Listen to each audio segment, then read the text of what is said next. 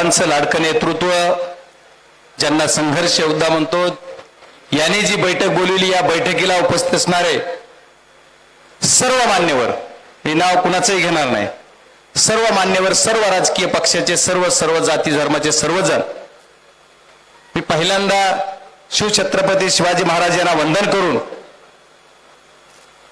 साहित्यरत्न अण्णाभाऊ साठे यांच्या चरणी नतमस्तक होऊन तुमचं आमचं सर्वांचं नेतृत्व आदरणीय मनोजदादा जरांगे पाटील यांना जन्मदिवसाच्या कोटी शुभेच्छा देऊन, आदरणीय आमच्या ज्ञानेश्वरीताई असतील, त्यांचं कुटुंब असेल, किंवा महादेवजी गीते यांचं कुटुंब असेल, आमचे संतोष अण्णांचे बंधू आदरणीय धनंजय देशमुख असतील, सर्वांच्या समक्ष आज बैठक बोलवली. आदरणीय दादा, मी तुमचं पहिल्यांदा आभार मानणार आहे. जिथं अन्याय होतो तिथं आदरणीय मनोजदादा असतात. या नेतृत्वाला एका समाजाच्या चौकटीत न ठेवता आज दादा तुम्ही सिद्ध करून दिलं की तुम्ही सर्व जाती धर्मासाठी आम्ही लढतो आहोत. ज्या समाजात जन्म घेतला त्या समाजासाठी तर तुम्ही लढताच आहात, त्याच्या हक्काने न्यायासाठी, पण ज्याच्यावर अन्याय होतो त्याच्यासाठी तुम्ही लढतात. त्याच्यासाठी आम्ही सर्वजण तुमच्या सोबत रास्त आहोत हे सांगायसाठीच आम्ही आज इथं आलेलो आहोत. माननीय दोन्ही आमदार असतील, मी असेल, बाकी सर्व पक्षांचे जिल्हाध्यक्ष आहेत, सर्व आमच्या महिला भगिनी पण आहेत, सर्वांची साथ, सर्व जाती धर्माच्या सर्व जनतेची साथ तुमच्या आवाजाला ओ देऊन इथं आलेली आहे. मला एकच सांगायचंय की बीड जिल्ह्यामध्ये गेल्या 5 वर्षापासून एवढा अन्याय अत्याचार वाढला. याच्यावर आवाज उठवायचं काम जर कोणी केलं असेल तर ते पहिल्यांदा तुम्ही केलं, आणि तुमच्या माध्यमातून आमचे सारखे जी लोकप्रतिनिधी झाले, हो मी रास्त सांगतो, प्रत्येक वेळेस सांगतो की तुमच्या माध्यमातून तुमच्या आशीर्वादानंच आम्ही निवडून आलो. म्हणजे मी तरी त्याच्यामुळे त्याला काय चोरून लपून नाही, कुणी काही म्हणलं तरी, पण राजकीय लढाई ही राजकीय व्यासपीठावर असली पाहिजे, सामाजिक लढाई ही सामाजिक व्यासपीठावर असली पाहिजे. पण न्यायाची लढाई लढण्यासाठी तुम्ही प्रत्यक्ष इथे लढताय, त्याच्याबद्दल तुमचं खरोखर आभार केलं पाहिजे. हे महाराष्ट्रातल्या तमाम जनतेची माफी मागून दादा मी तुम्हाला एक विनंती करणार आहे, या बीड जिल्ह्यासाठी तुम्ही अहोरात्र तुमचे प्रयत्न करताय आणि बीड जिल्ह्याच्या न्यायासाठी झटताय, समाजासाठी काम करताय. आज ही आमची भगिनी गेली 21 महिने झाला न्याय मागते. काय झालं? या भगिनीच्या आवाजाला कुणी हो केलं? लोकप्रतिनिधी नाहीत तिथल्या लोकप्रतिनिधीला कधी वाटलं नाही की आम्ही जाऊन या भगिनीची भेट घ्यावी, त्यांची काय मागणी आहे या मागणीचा कधी विचार करावा. बघा, आपण आंतरराष्ट्रीय ज्या दहशतवादी संघटना आहेत, लष्करी तोयबा, त्याच्यापेक्षाही भयानक संघटना कुठं आहे तर ती परळीमध्ये आहे. आणि आता याच्यावर आम्ही जर असं कोणी बोललं तर माझ्या मातीला बदनाम करू नका, माझ्या जातीला बदनाम करू नका. वा काय इतकी नौटंकी. संगीत दिघोळे असेल, किशोर फड असेल, की आजचे सगळे 40 मर्डर्स आणि खून परळीत झाले, त्याची नोंद सुद्धा नाही. फक्त 4 खून उघडकीस आलेत तुमच्या आमच्या सर्वांच्या सहकार्यानं आणि कर्तृत्वानं. नाही तर हे तरी कुठे काय होतं हे सुद्धा नाही, उघडच येत नाही.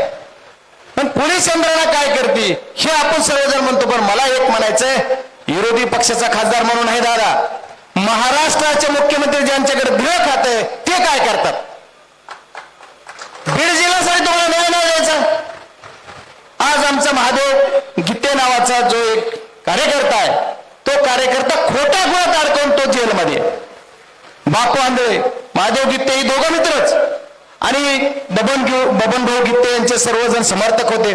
त्यांच्यात वाद झाला असं दाखवायचं, त्यांचा वाद लावायचा आणि ह्यानेच सगळ्यांना मारायचं, खोटे केसेस करायच्या, अशा पद्धतीचा प्रकार सुद्धा झालाय. पण पोलीस यंत्रणेला हे सर्व कळत नाही.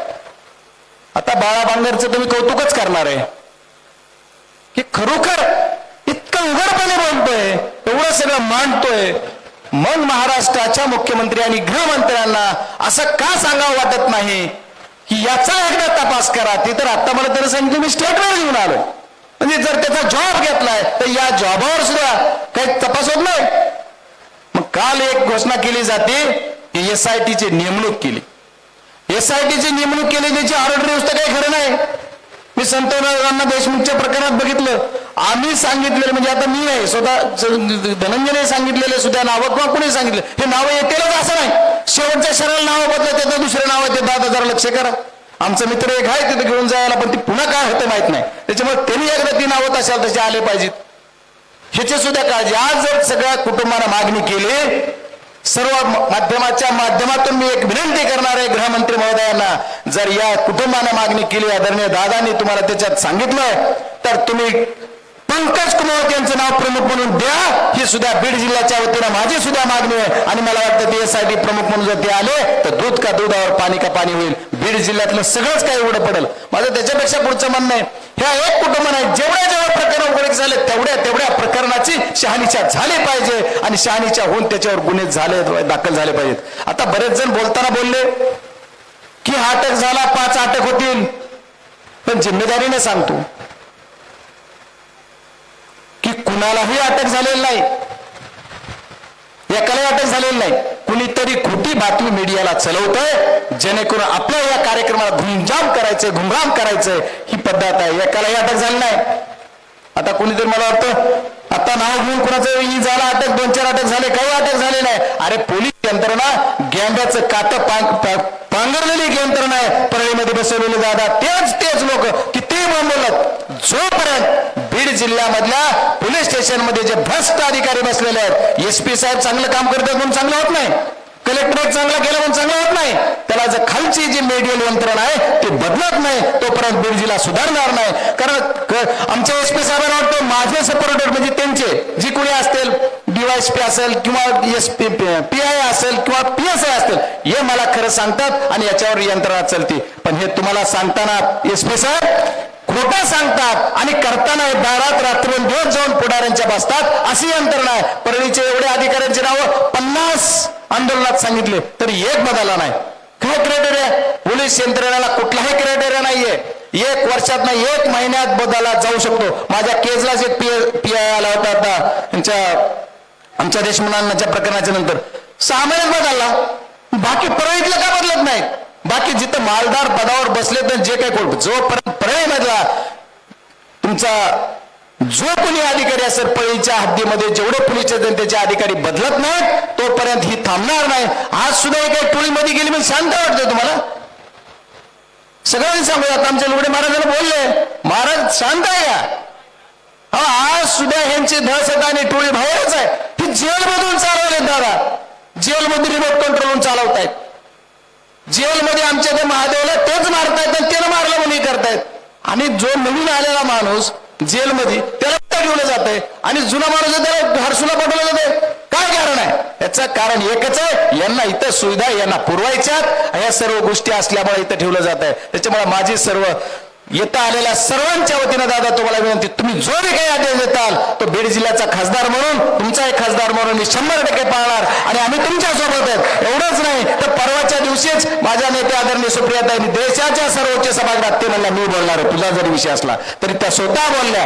ज्यावेळेस संतोषांना देशमुखच्या प्रकरणामध्ये मी स्वतः बोललो, आज ताई म्हणला मी बोलणार आहे, तूच नाही तर पक्ष सुद्धा या प्रकरणात सोबत आहे. अशा पद्धतीने ताई सांगितलं, तो एकटा नाही, आम्ही सर्वजण, आमचा पक्ष म्हणून आम्ही सर्वजण या प्रकरणात सोबत आहोत आणि 100% ज्ञानेश्वरीताईला न्याय मिळण्यासाठी सर्व पक्षाचे लोक इथं आहेत, ते सर्व सोबत आहेत असं मला वाटतंय. त्याच्यामुळे दादा तुम्ही जो आदेश द्याल, जो काही सांगाल त्याच्यामध्ये या आंदोलनात आम्ही बरोबर आहोत आणि आदरणीय आमच्या ताईला न्याय देऊन महादेवजी मुंडे यांच्या मारेकऱ्याला फाशी झाली पाहिजे. एवढंच वाईट कृत्य करतायत. ज्या संतोष अण्णांचे फोटो बघितले त्याच पद्धतीने तुम्ही महादेवजी मुंडेंची पण बघितले असतील, ज्या काही लोकांनी बघितले. बघा, मासाचा एक तुकडा काढला जातो, किती वाईट आहे, किती क्रूरतेने हत्या केली जाते. त्यास तुमच्या विटंबना सुद्धा या पार्थवाची झालेली आहे आणि या सजा सुद्धा गुन्हा, म्हणजे असे अनेक गोष्टी आहेत त्यांच्या. म्हणजे जर किती मोठा डान, अरे एक आवाज दिला तर पळून जात होता, फक्त जिभेतच ताकद होती. आता मी सगळं बरोबर, मला माहित आहे सगळं, पण ठीक आहे आता जाऊ देत, या विषयात नाही. पण या गोष्टी बाळा बांगरच्या चॉवर तरी ती गोष्टीवर गुन्हा दाखल झाला पाहिजे, यांना अटक झाली पाहिजे.